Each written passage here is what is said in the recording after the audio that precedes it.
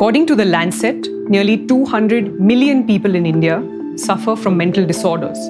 Now that's almost 1 in 7 people. Almost 66% of India lives in rural communities. Mental illness does not discriminate irrespective of age, gender, or socioeconomic background.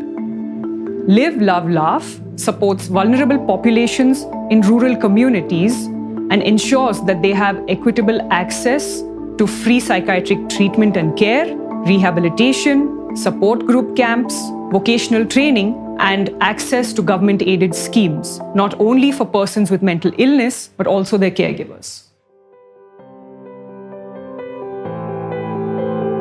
When the foundation started in 2015, one of the first areas of intervention we realized that we should start supporting is rural mental health, to make sure this program is as sustainable as possible. And I think one of the key features of this program is the fact that it is moving towards or trying to become sustainable, enabling the local community to take responsibility and continue with the program.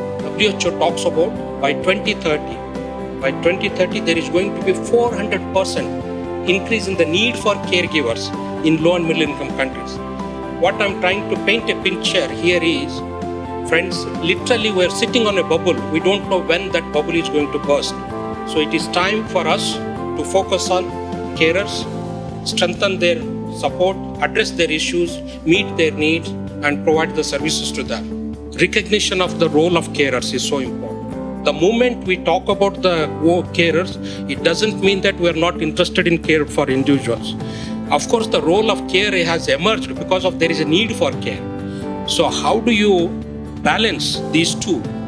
I would say, in my opinion, these two individuals are two sides of the same coin. Then only the currency has the value. We have majorly 2 pillars. One is a rehab pillar, another is a sustainable ecosystem building pillar. So under the ecosystem building, ideally what we do is we try to get across the people who are familiar with the environment or maybe with the community. For say the Anganwadi workers or Asha workers, they are for every 1,000 population, there is one Asha worker who's responsible, and they are very commonly or frequently visiting the people of that area. So the acceptance from a stranger like me may not be an accepted factor there. So the people who belong to the community are the primary targets that we would be encountering in the beginning, and thus we try to convey the messages or maybe the positive success stories. We have been working in Narayanpatna block for the past 1 month, and we have identified a person who was healthy and was working as a teacher in one of the Sisu Mandirs. But for the past 4 years, he has been mentally ill and not going to school, and he is running around creating problem for the community. We have identified this person, and with dialogue with the district mental health unit, we were able to bring about a change in him by taking him to the district hospital and getting him treated. We are working in 6 blocks of the Tiruvallur district, reaching up to 236 gram panchayat, covering close to 500 persons with mental illness and 500 carers.